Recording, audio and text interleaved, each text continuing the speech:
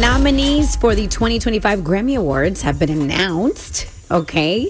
So the 67th annual award ceremony is going to take place February 2nd in Los Angeles at the Crypto.com Arena. Beyonce leads all artists with 11 nominations, thanks to Cowboy Carter. Hello. And she's in multiple categories. B is the most decorated artist in Grammy history with 32 wins and is also the most nominated artist with 99, breaking her tie with Jay-Z. So, but let's get into it. For Album of the Year, Beyonce, Cowboy Carter. Yes. Sabrina Carpenter. Yes, Sabrina Carpenter. Charlie XCX, the Brett album. Billie Eilish, Hit Me Hard and Soft. Andre 3000, New Blue Sun. What? That's an interesting. Excuse me? Wait, what? Yes. Album of the Year nomination for the Flute album. Wow. Yo. Listen. Album of the most prestigious album. Yo. The most prestigious award at the Grammys. The Flutes are up, baby. I blame the gurus. You guys made this hot. I was about to take blame for promoting. Well, how about this? Let's just stop. While we can guffaw, this is voted on by people who play instruments, write songs, produce music. And by the way, this is voted on by people in all genres. So this isn't just like one group of musicians who are registered to vote in the Grammys voted on this. This is why I have questions, and this is why voting in this country is a problem. The people have spoken. Yeah, exactly, Rosenberg. Again, and here I am again, left to go. I guess this is how we vote. Yo, stop being an elitist. An improvisational flute album is in the Album of the Year category.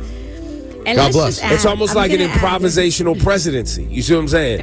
I totally get Just making it up as you go along. Go ahead. Taylor Swift is in the category too with the Tortured Poets Department and Chappell Roan. So, well, of course, category. Of course, Taylor Swift had to get nominated. Now, listen, I didn't even tell you this, even though I'm going to be enlisting some of you guys. I decided to do a pop-up podcast about Beyonce. What? Because yes, I announced this. I announced this on Friday. I'd been considering it for months. I tried to talk to a couple of different places about maybe doing it with me and like getting some money behind it. But then I said, you know what? I'm going to just do it. I want to explore the Cowboy Carter situation because, A, this is Beyonce's 5th time being nominated for Album of the Year, guys. She has never won. For I Am Sasha Fierce, Beyonce, Lemonade, Renaissance, none of them won. Sometimes I look at the people she was up against and I go, okay, yeah, that year I could see how it did. And then other times you go, how did that? And then as you guys recall, last year Jay-Z got up and gave that speech and kind of gave the Grammys a hard time, the Recording Academy a hard time. I would go as far as to say he threatened them. It was close. It was he made it clear. So then as you guys know, I was just I was skeptical. Like when I heard about the album, I was like, "Oh, what is this?" She says it's not country. It turned out to me to just be incredible, like all the way through. So I made up a little podcast. It's called This Ain't Texas. You could subscribe right now wherever you find podcasts. I'm going to talk to people who helped make the album and writers and DJs and people like yourselves and kind of like see if Beyonce is really going to win this thing for the first time, this Album of the Year. I'm in. I'm going to promote. Count me in as part of your marketing. I need you. You got lots of followers. I need you. Here's my question.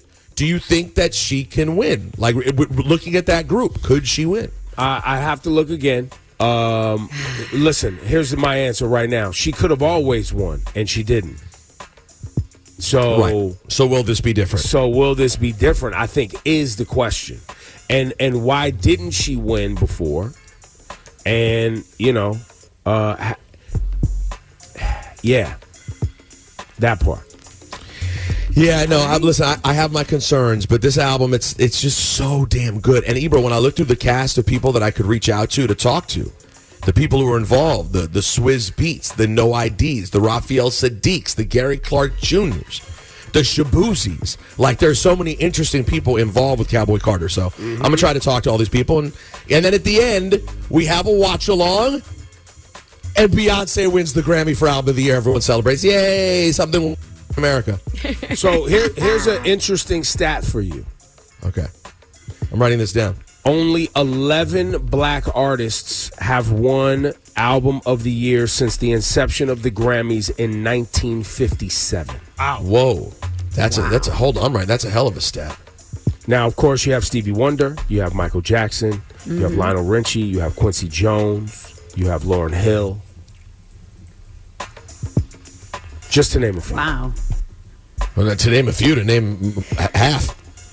Right, you know what I'm saying? But Right. that is a wild, when you think of it through that lens. Yes. When you think of the fact that black music has dominated music and been shaped everything, to have only then had 11 out of how many has it been? Since 1957. That's another. See, that's why I had to make the This Ain't Texas podcast. There's so many layers to this. There's so many layers. And people will say it's because it's not because she's a woman and not because she's black. I've heard that before in the last week.